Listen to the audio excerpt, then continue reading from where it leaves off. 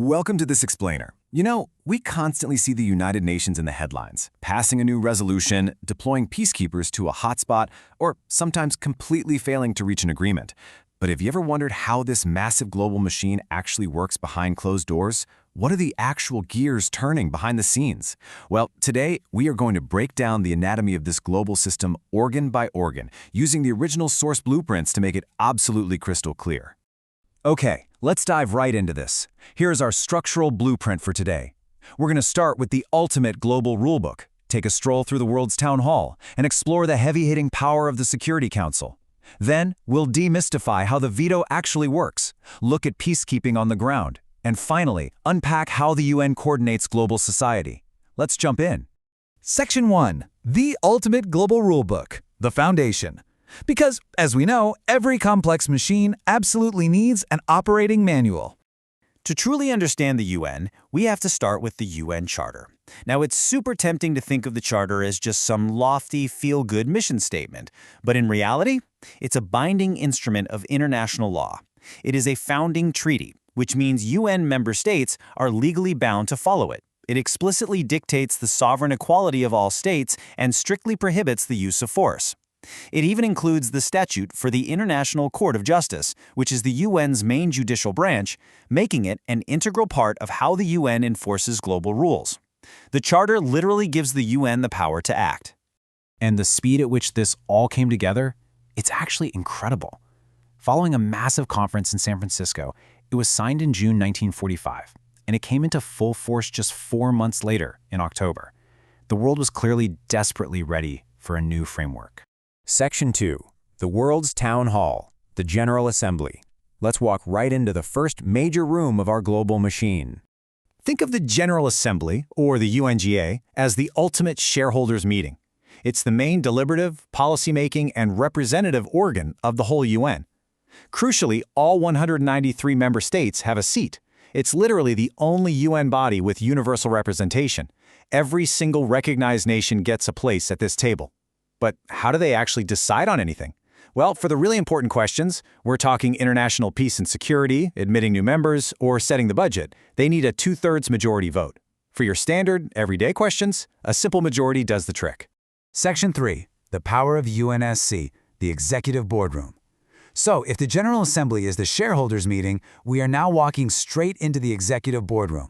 So, the absolutely crucial point here is the massive difference in power dynamics between these two bodies. While the General Assembly has 193 members and primarily just makes recommendations, the Security Council has the primary responsibility for maintaining international peace and security. And here's the real kicker. While other organs are out there making recommendations, only the Security Council has the power to make decisions that member states are legally obligated to implement. Under Article 41, the Security Council can impose harsh sanctions or even authorize armed force to restore peace. Basically, when the UNSC decides something, the rest of the UN agrees to carry it out. No questions asked. So who actually wields this incredible power? It's a super exclusive group of just 15 members, 5 permanent and 10 non-permanent. And because global crises definitely don't take holidays, this council is designed to function continuously. Meetings can be called at literally any time by the president of the UNSC, and get this, the interval between meetings is never allowed to exceed 14 days. They also set up subsidiary bodies and standing committees, all made up of these 15 members, to handle very specific functions.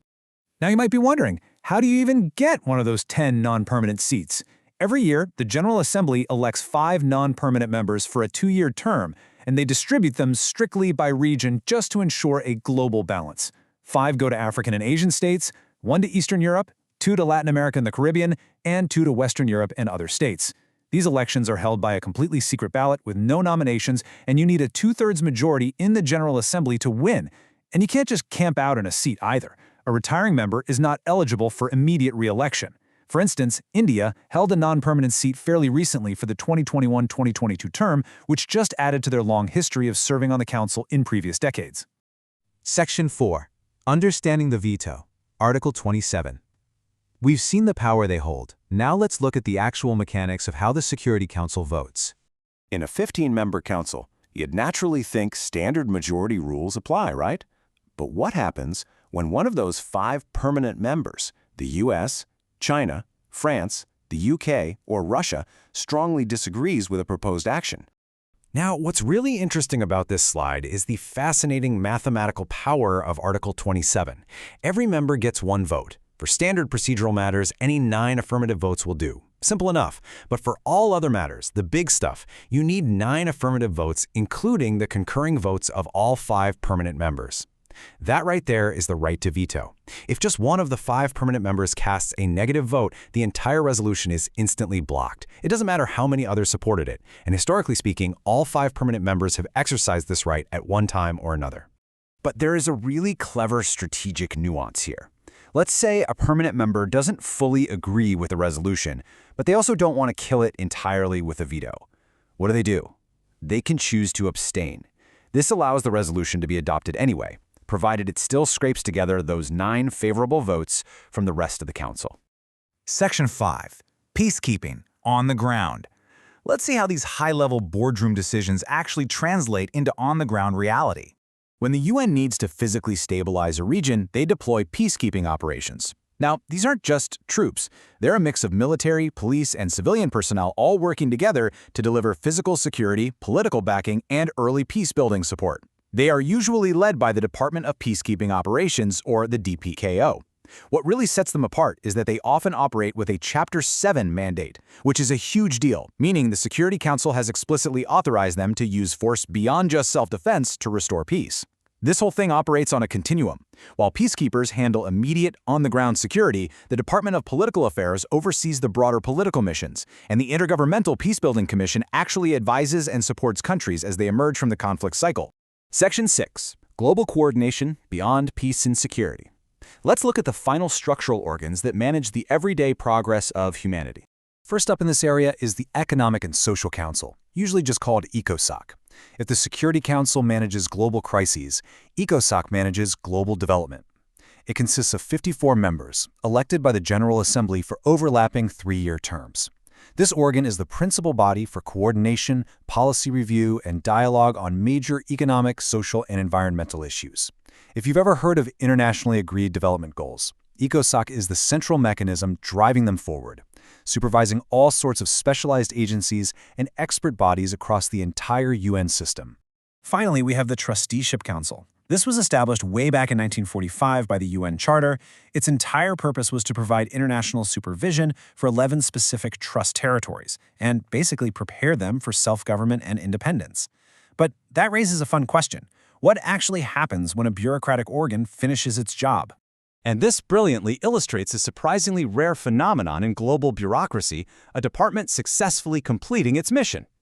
By 1994, all 11 of those trust territories had successfully attained self-government or independence. So, with its mission officially accomplished, the Trusteeship Council just suspended its operations on November 1, 1994. And that brings us to the end of our structural tour. We've seen how the Charter sets the fundamental rules, how the General Assembly gives everyone a voice, how the Security Council enforces binding decisions with its super-exclusive veto mechanics, and how other organs coordinate everything from boots-on-the-ground peacekeeping to global economics. But going through all of this leaves us with a truly massive question to ponder. This complex, interconnected machinery was designed and built way back in 1945. As global power dynamics continue to radically shift in the 21st century, how will this legacy machinery adapt to effectively handle the totally unprecedented crises of tomorrow? It's definitely something to keep in mind the next time you see the United Nations in the news. Thank you so much for joining me for this explainer. Keep learning, and I'll see you next time.